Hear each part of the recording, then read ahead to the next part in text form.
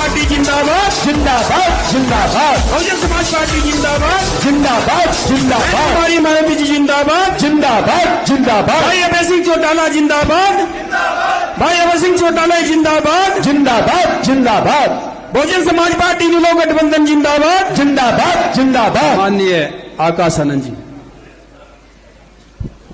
जय भीम।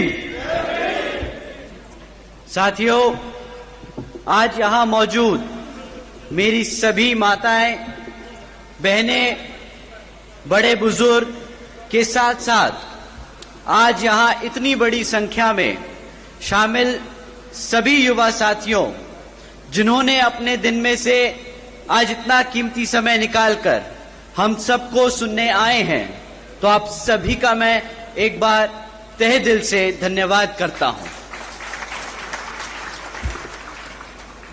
और आज इस विशाल जनसभा को सफल बनाने के लिए जो हमारे बसपा और एनएलओ के सभी छोटे बड़े पदाधिकारी एवं नेतागण और हमारे मूवमेंट की जान, हमारे मेहनतकश कार्यकर्ताओं ने जो मेहनत कर आज इस सभा को सफल बनाया, तो आप सभी का भी मैं तहे दिल से धन्यवाद करता हूं। साथियों, मैं यहां हरियाणा में होने वाले विधानसभा आम चुनाव के संबंध में कुछ जरूरी बातें आप लोगों के बीच में रखना चाहूंगा, परंतु पहले मैं अपने सभी संतों, गुरुओं व महापुरुषों में से खासकर महात्मा ज्योतिबा फूले, छत्रपति शाहूजी महाराज, नारायण गुरु, पेरियार रामास्वामी जी, बाबा साहब डॉक्टर भीमराव अंबेडकर जी एवं मान्यवर साहब श्री काशीराम जी को नमन करता हूं। साथियों, मैं बहुजन समाज पार्टी की राष्ट्रीय अध्यक्ष व उत्तर प्रदेश की 4 बार मुख्यमंत्री व पूर्व सांसद आदरणीय बहन जी के नाम से लोकप्रिय बहन कुमारी मायावती जी का मैं पूरे तहे दिल से आभार प्रकट करता हूं। साथियों, जिन्होंने अपनी पूरी जिंदगी बामसेफ, DS4 वे बीएसपी के जन्मदाता एवं संस्थापक मान्यवर साहब श्री काशीराम जी के बताए हुए रास्ते पर चलकर परम पूज्य बाबा साहब डॉक्टर भीमराव अंबेडकर जी के मानवतावादी व आत्मसम्मान व स्वाभिमान के मूवमेंट के कारवां को अपने आजीवन त्याग, तपस्या व कड़े संघर्ष के जरिए एक नई राजनीतिक ऊर्जा, शक्ति प्रदान की है तथा उत्तर प्रदेश जैसे विशाल व महत्वपूर्ण राज्य में 4 बार अपनी पार्टी बीएसपी के नेतृत्व में सरकार बनाकर खासकर बहुजन समाज के लिए एक ऐसी मिसाल बन गई हैं जिससे प्रेरणा लेकर करोड़ों लोग यहां हरियाणा में भी सामाजिक परिवर्तन व आर्थिक तरक्की के मिशनरी कार्य से जुड़ चुके हैं। इतना ही नहीं बल्कि मैं खुद भी उनके इस नेतृत्व से प्रभावित होकर बीएसपी मूवमेंट से जुड़ा हूं और उनके पदचिन्हों पर चलकर इस मिशनरी दायित्व को, कर्तव्य को व फर्ज को अपनी आखिरी सांस तक निभाने की पूरी कोशिश करूंगा। साथियों, मैं हमारे alliance partner Indian National Lokdal NLO के संस्थापक एवं पूर्व उप प्रधानमंत्री श्री चौधरी देवीलाल जी को तहे दिल से नमन करता हूं। साथ ही एनएलओ के राष्ट्रीय अध्यक्ष श्री ओम प्रकाश चौटाला जी और आज हम सबके बीच में मौजूद एनएलओ के महासचिव, राष्ट्रीय महासचिव और हमारे गठबंधन की ओर से हरियाणा प्रदेश के मुख्यमंत्री के उम्मीदवार श्री अभय सिंह चौटाला जी का भी तहे दिल से धन्यवाद और आभार प्रकट करता हूं। साथियों, पिछले 10 सालों से यहां पर हरियाणा प्रदेश में बीजेपी की सरकार चल रही है और अब चुनाव सर पर है, तो ये बीजेपी के लोग फिर से आपके बीच में आकर आपसे वोट मांगने का काम करने वाले हैं। परंतु साथियों, इस बार आप सबको वोट डालने से पहले इनसे कुछ जरूरी मुद्दों पर सवाल करना बहुत जरूरी है। साथियों, मैं आपसे जाति और धर्म के आधार पर सवाल करने को नहीं कहूंगा। मैं आपसे कहूंगा, इनसे सवाल जरूर करें शिक्षा पे, रोजगार पे और यहां हरियाणा में बढ़ती हुई महंगाई पे। साथियों, यहां मौजूद सभी मां बाप और युवा साथियों से मैं पूछना चाहूंगा कि क्या मिला है आप सबको शिक्षा के नाम पर इस बीजेपी की सरकार में? बताइए साथियों, पिछले बीजेपी के सरकार के चलते हुए पिछले 10 सालों से सरकार ने यहां पे 5000 से ज्यादा प्राइमरी स्कूल बंद करने का काम किया। साथियों, एक तरफ पढ़ने वाले बच्चों की संख्या बढ़ रही है और दूसरी तरफ भाजपा की सरकार हमारे प्राइमरी स्कूल्स को बंद करने का काम कर रही है। साथियों, आज प्रदेश में 2200 सरकारी सीनियर सेकेंडरी स्कूल्स में 1000 से ज्यादा स्कूलों में प्रिंसिपल नहीं है। साथियों, जब आपके बच्चों के स्कूल बंद कर दिए जाएंगे और जब उन स्कूल बचे कुचे स्कूलों में और अगर पढ़ाने के लिए शिक्षक नहीं होंगे तो आप ही बताइए कि क्या यहां हमारे बच्चों के भविष्य से खिलवाड़ हो रहा है कि नहीं हो रहा है?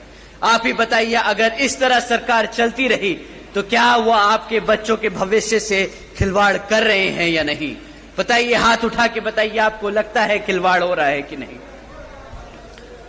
साथियों, बीजेपी के शासनकाल के दौरान शिक्षा के नाम पर सिर्फ पेपर लीक की खबरें हमें आए दिन सुनने को मिलती आ रही हैं। साथियों, ऐसा कोई भी सरकारी डिपार्टमेंट नहीं बचा जिसकी भर्ती के परीक्षा के पेपर पिछले 5 से 10 सालों में ना लीक हुए हों। आप ही बता दीजिए, जो हमारे युवा साथी आज यहां मौजूद हैं, आपने कितनी सरकारी नौकरियों के लिए परीक्षा दी और कितनी आपके परीक्षा के जो दिए हुए पेपर हैं वो लीक हो गए और आपको नौकरी नहीं दी गई? बताइए, यहां मेरे जितने भी युवा साथी हैं, हाथ उठाकर बताइए। साथियों, हकीकत तो ये है कि बीजेपी हो या कांग्रेस, दोनों ही पार्टियों ने हमारे बच्चों के भविष्य के साथ खिलवाड़ किया है। एक ने सरकार में रहकर कुछ नहीं किया और दूसरा विपक्ष में रहकर भी हमारे बच्चों की शिक्षा के लिए आवाज नहीं उठा पाया। तो साथियों, आप बताइए, क्या ऐसी पार्टियों को हक है सत्ता में आने का दोबारा? बताइए, हक है कि नहीं? तो साथियों, आने वाले इस विधानसभा आम चुनाव में इसका जवाब आप यहां अपनी बीएसपी और एनएलओ पार्टी के सामने वाला निशान व बटन दबाकर अपने यहां प्रत्याशी को जिताकर और हमारे अभय सिंह चौटाला जी को मुख्यमंत्री बनाकर उनको खदेड़ बहार कर ये जवाब जरूर देंगे। साथियों, एक तरफ बीजेपी और कांग्रेस की सरकार जो गरीब विरोधी नीतियों पर चल रही है और दूसरी तरफ हमारी आदरणीय बहन कुमारी मायावती जी की नीतियां हैं, जिसके तहत चलकर यूपी में बीएसपी की सरकार ने सावित्रीबाई फूले बालिका शिक्षा आशीर्वाद योजना चलाई थी। साथियों, आपको जानकर हैरानी होगी कि जिस तरह इस योजना के तहत 7 लाख से ज्यादा बच्चियों को 12वीं तक की शिक्षा प्राप्त करने के लिए 600 करोड़ से ज्यादा की लागत इन बच्चियों को अपने पैरों पर खड़ा कर एक उज्जवल भविष्य देने के लिए बहन जी ने उत्तर प्रदेश में खर्ची थी। और इतना ही नहीं साथियों, आदरणीय बहन जी ने अपने शासनकाल में यूपी में 5550 से ज्यादा प्राइमरी स्कूल्स का निर्माण करवाया था। इतना ही नहीं, पहली बार बहन जी ने हॉस्टल्स में गरीब वंचितों के बच्चों के लिए 27% आरक्षण का भी इंतजाम सुनिश्चित किया था। साथियों, एजुकेशन की बात है तो आपको जानकर हैरानी होगी कि इसके साथ साथ बहन जी ने, आदरणीय बहन कुमारी मायावती जी ने 6 engineering colleges, 2 homeopathic colleges, 24 polytechnic colleges, 2 paramedical colleges, 6 universities, 200 से अधिक इंटर व डिग्री कॉलेजेस और 550 से ज्यादा हाई स्कूल्स और 5500 से ज्यादा प्राइमरी स्कूल्स और 100 से अधिक ITIs का बनाने का काम किया था, वो भी सिर्फ 5 साल में। तो आप सोचिएगा साथियों, जब आप अभय सिंह चौटाला जी को मुख्यमंत्री बनाएंगे तो वो आपके प्रदेश में कितने ही हजारों स्कूल खोलेंगे और आपके बच्चों को पढ़ने की इच्छा पूरी कराएंगे। साथियों, ये लिस्ट बहुत लंबी है कि कभी कभी सोचकर मुझे हैरानी होती है कि सिर्फ 5 साल में कोई इतना काम कैसे कर सकता है। लेकिन साथियों, अगर अपने समाज के लिए, अपने लोगों के लिए काम करना कोई चाहे तो असंभव काम भी संभव हो जाता है। परंतु जैसा कि आप जानते हैं, यहां बीजेपी और कांग्रेस की सरकार रही है, उन्होंने कितने दिल से यहां पर आपके बच्चों के प्राइमरी स्कूल्स, कॉलेजेस, यूनिवर्सिटीज बंद करने का काम किया है। तो उनकी असलियत, उनकी मंशा आप सब लोग समझते हैं। परंतु साथियों, बीजेपी की सरकार ने पिछले 10 साल में यहां पर हमारे बच्चों के रोजगार के लिए भी कुछ ज्यादा काम नहीं किया है। आपको जानकर हैरानी होगी कि आज हरियाणा में 40% युवा बेरोजगार घूम रहा है। इतना ही नहीं साथियों, पिछले 10 साल में सरकार में लगातार होने के 10 साल सरकार में होने के लगातार बाद भी आज 2 लाख से ज्यादा सरकारी नौकरियों के पद खाली पड़े हैं। तो साथियों, आप समझ जाइए कि एक तरफ 40% युवा बेरोजगार घूम रहा है और दूसरी तरफ सरकार के पास 2 लाख से ज्यादा पद खाली पड़े हैं। तो आप समझ जाइए कि किस तरह ये सरकार, वो चाहे तो कल रात ही, आने वाले कुछ दिनों में ही हमारे सभी युवाओं को रोजगार दे सकती है। परंतु वो ये रोजगार देने की बजाय कौशल विकास निगम जैसी योजनाएं चलाकर परमानेंट जॉब्स को और कॉन्ट्रैक्चुअल जॉब्स के तहत यहां लोगों को रोजगार दे रही है। आपको जानकर शायद हैरानी हो कि ये जो परमानेंट जॉब्स हैं, इसके तहत आपको संविधान में दिया गया जो आरक्षण है वो मिलेगा, परंतु कॉन्ट्रैक्चुअल जॉब्स में कोई आरक्षण की व्यवस्था नहीं है। तो साथियों, ये सरकार सिस्टमैटिक तरीके से आप लोगों का आरक्षण खत्म करने का काम कर रही है। साथियों, एक तरफ बीजेपी की सरकार ऐसे काम कर रही है जहां हमारे लोगों को गरीब और कमजोर बनाया जा रहा है, और दूसरी तरफ कांग्रेस भी बीजेपी की तरह ही सरकार चला रही है जो ऐसी बीजेपी की तरह उन मुद्दों पर उसे घेर नहीं रही तबकि वो ऑपोजिशन में बैठी है। साथियों, आप लोगों को समझना होगा कि किस तरह बीजेपी आपके बच्चों को, आपके भविष्य को खत्म करने का काम कर रही है और कांग्रेस उनका चुपचाप विपक्ष में बैठकर उनका साथ दे रही है। साथियों, आपको जानकर हैरानी होगी कि एक तरफ ऐसी बीजेपी और कांग्रेस की सरकार है और दूसरी तरफ हमारे आदरणीय बहन कुमारी मायावती जी के शासनकाल के दौरान बसपा की सरकार ने यूपी में 90,000 से ज्यादा अधिक शिक्षकों को नौकरी दी थी, 1 लाख से अधिक सफाई कर्मचारियों को भर्ती किया था, 2 लाख से अधिक जवान पुलिस फोर्स में भर्ती की थी और 30 लाख से अधिक हमारे अपर कास्ट समाज के कमजोर लोगों को विभिन्न सरकारी नौकरियों देने का काम किया था। इतना ही नहीं बल्कि बहन जी के शासनकाल के दौरान बसपा की सरकार ने कृषि एवं संबंधित कार्यों में मिनिमम वेज को 55 रुपए से बढ़ाकर 100 रुपए प्रतिदिन किया था और अन्य पिछड़े वर्गों के लोगों की क्रीमी लेयर की वार्षिक आय को भी 3 लाख से बढ़ाकर 5 लाख रुपए करने का काम किया था। साथ ही साथ बहन जी ने गन्ना खरीद के दाम भी दुगने कर दिए थे। साथियों, उसी तरह जब आप अभय जी को यहां पर मुख्यमंत्री बनाने का काम करेंगे तो उसी तरह यहां पर भी आपकी फसल का सही दाम दिलाने का हमारे मुख्यमंत्री जी आप लोगों का पूरा काम करेंगे। साथियों, महंगाई पे मैं आप लोगों को क्या ही बोलूं।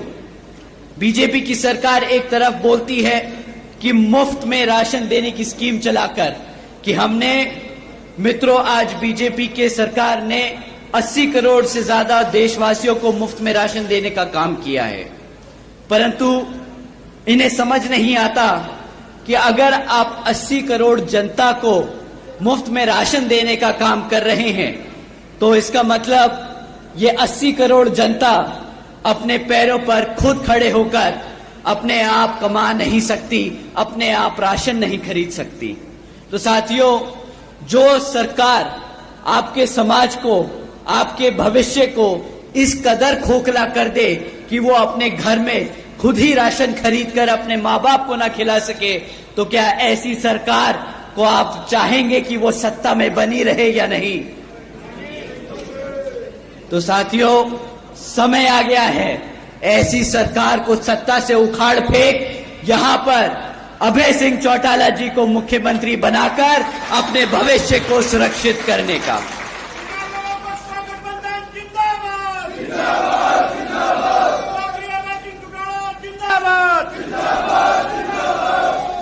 साथियों, इन्हीं कुछ जरूरी बातों के साथ ही अब मैं आप सभी लोगों से और मेरी तरफ से मेरे साथ साथ व खासकर आदरणीय बहन कुमारी मायावती जी की भी यही विशेष अपील है कि इस विधानसभा आम चुनाव में आप सभी लोग हर मोर्चे पर सावधान रहें। आपका वोट बहुत कीमती है, आपका वोट कोई खरीद ना पाए, आपका वोट कोई लूट ना पाए, आपका वोट कोई पढ़ने से रह ना जाए। जाति, बिरादरी, धन बल, मंदिर मस्जिद या किसी भी भावना आदि के नाम पर कोई स्वार्थ में अपने जाल में आप लोगों को फंसाकर आपके वोटों का दुरुपयोग ना कर ले, क्योंकि देश के हर एक महिला, पुरुष व युवा को वोट का अधिकार यहां परम पूज्य बाबा साहब डॉक्टर भीमराव अंबेडकर जी के अति महत्वपूर्ण देन है। और मैं आप सभी से यह भी खास अपील करता हूं कि आपके यहां जिन क्षेत्र में बीएसपी और एनएलओ के विधानसभा उम्मीदवार चुनाव लड़ रहे हैं, तो उन्हें आप लोग वोटिंग मशीन पर बीएसपी का हाथी चुनाव चिन्ह और एनएलओ का चश्मे का चुनाव चिन्ह के सामने वाला बटन दबाकर भारी वोटों से यहां जरूर जिताने का काम करें। और अब अंत में मैं अपनी बात खत्म करने से पहले एक बार फिर से आप सभी का तहे दिल से धन्यवाद करता हूं। आप सब आज यहां इतनी बड़ी संख्या में मौजूद हुए, आप सबका तहे दिल से धन्यवाद। जय भीम, जय भारत।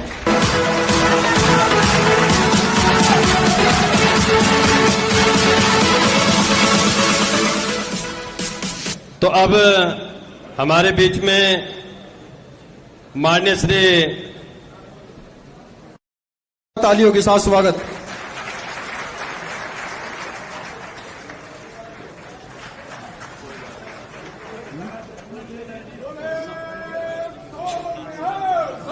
श्री अकाल वाहेगुरु दे खालसा वाहेगुरु जी फतेह।